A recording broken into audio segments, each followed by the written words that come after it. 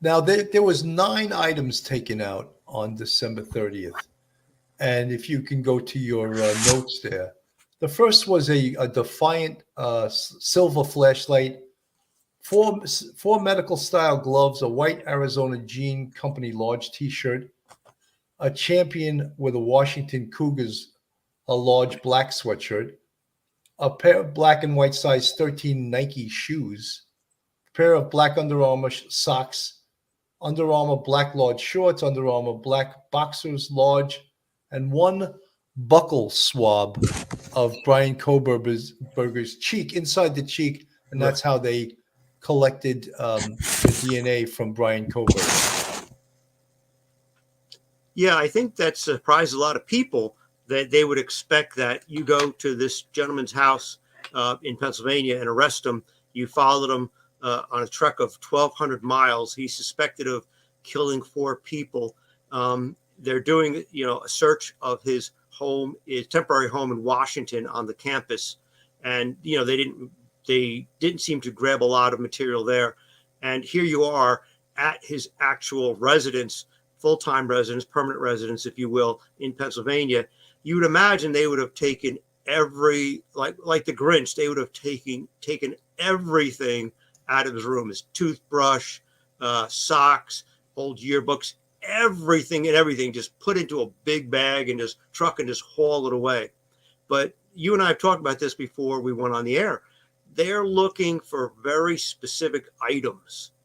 And when you look down at the list, it's items that would pertain to being out trying to hide in like a dark outfit late at night and having a flashlight. Everything he wore, we know from DM, was black. It appeared to be, to her, to be black, and most likely that's what he was wearing, was black shirt, pants, maybe some sort of jacket. It could have been one of those Dickie kind of outfits with the black mask. So they're looking specifically for dark clothing. They're not, if he has a Hawaiian shirt, with palm trees all over it, they're not going to take that. What they're looking for is dark items, and you can see right then and there, they know what they're looking for. You've done this sort of thing, Billy. You know exactly what you're looking for 99% of the time when you're doing this sort of thing. Absolutely. And one of the most important things, of course, is the fact that size 13 shoe. Mm-hmm. Now, they took a shoe footprint, a bloody footprint from 1122 King Road, which is the scene of the homicide. A van, and I think. Yeah, a van shoe that had a diamond shape. Right. But say they couldn't find those shoes, he threw them out, discarded them somehow. Mm-hmm. But they're size 13. Now they show that this Nike shoe, Nike sneaker, whatever it is a size 13. That's not the most common size. That's a pretty damn big foot, don't you think? You have to have a big foot. Yeah. It's a big foot. So if you show that matches, again, what we speak about all the time, circumstantial evidence. Mm-hmm. Pile that circumstantial evidence high, and it really works for the prosecution. Absolutely. Yeah, every little bit helps. If you can't find those, you say the van shoes with maybe a little trace of blood on them, or you can't even find them, even if they were perfectly cleaned by Koberger, if he kept them, every little bit helps. So yeah, there's a lot of people who have, sizes other than 13. Very few people have sizes, that large. You've got to be a pretty tall person. And it just gives the jury, you're going to try to get that in as evidence to just show to the jury. We have a very tall person walking past DM, bushy eyebrows, mask. We've got the van shoe print that we brought up through like the luminol. And if that's about a size 13, and then you've got the size 13 shoe, it's not absolute slam dunk evidence, but it is circumstantial evidence, bit by bit by bit by bit.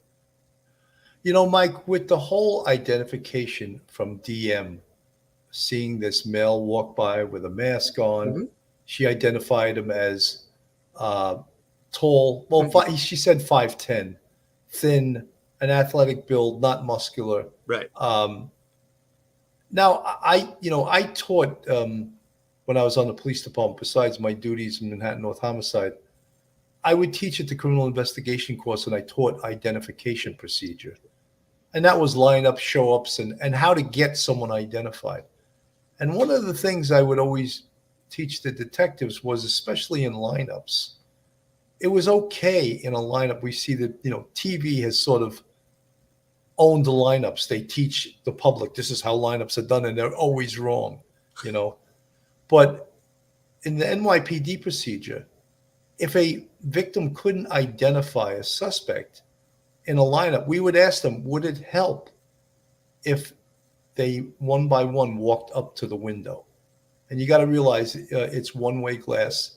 She could see in, but they can't see out. And she would say yes. And when the person sometimes would walk up, we'd have to do all 6. There would be one suspect and 5 fillers. And one at a time, you'd say, number 1, you'd have to scream it because it wasn't like TV. We didn't have the intercom system. This is the NYPD. We had thick cinder block, and we had to yell really loud. Number 1, please stand up and approach the window. Stand profile, and please step to then, do a profile straight ahead, then turn to the side. Okay, number 1, you could sit down. Number 2, same thing. Number 3, and all the way 1 through 6. And sometimes, because the person would approach the window, the victim could not just see the physical features, but watch the way the person moved and their demeanor and their gait. And that sometimes would aid in the identification. So I really, really wonder, even though Brian Kohlberger was wearing a mask, are there certain things about his gait, about his physicality, about the way he looked, about his eyebrows, all of those things together that really she could say, that's him? And would that be considered a good identification, or would that just be circumstantial evidence? I mean, I think at that point, it's still considered circumstantial. I would imagine it's really just considered circumstantial. She actually did not see the crime take place. She sees, if she gets, that fact that is a Kohlberger, if they ever did actually a lineup, and I doubt they will, but it's seeing someone coming in or leaving at that point, that would be really strong circumstantial evidence. I mean, it's circumstantial, not direct, but it is absolutely probably the best circumstantial evidence next to DNA and next to phone records that you can get. If she could have identified him. You and I know from working on the street, and you also working in homicide, when people talk about eyewitnesses or perhaps the victims of robberies and assaults, they are excited. They see something unexpected. There's this violent encounter, and they believe that the perpetrator sometimes is much larger than they are. If you're being beaten down on the street and somebody's taking your pocketbook, or somebody's going through your pockets and they're threatening you, and you're seeing fists coming at your face, that person is going to appear to you to be 6 feet tall. Here we have DM, and she sees what we believe to be Brian Kohlberger walking past. She got the eyebrows, which is great. We're not sure, because it was very dark, and maybe there was some ambient lighting where she could actually see something of the face, and she got to see the eyes. It would be wonderful if they did a lineup and she said, yeah, he walks like that. That was the guy. I could see him walk. I don't know, as a district attorney, that I would go down that road right now. I think they have so much on this guy. It would be great. It would be like the pièce de résistance, but I wouldn't try it. We talked, you and me and Phil and Mike Vecchio, we talked about this point, and I'm not sure if I want to go there. Well, we also spoke about the fact that she heard a voice say, it's okay, I'm going to help you. Now, right. That easy to eliminate that. Was it a male voice? Yes. Mm-hmm. Was it Ethan Chapin's voice? No. Then it had to be the perpetrator's voice, right?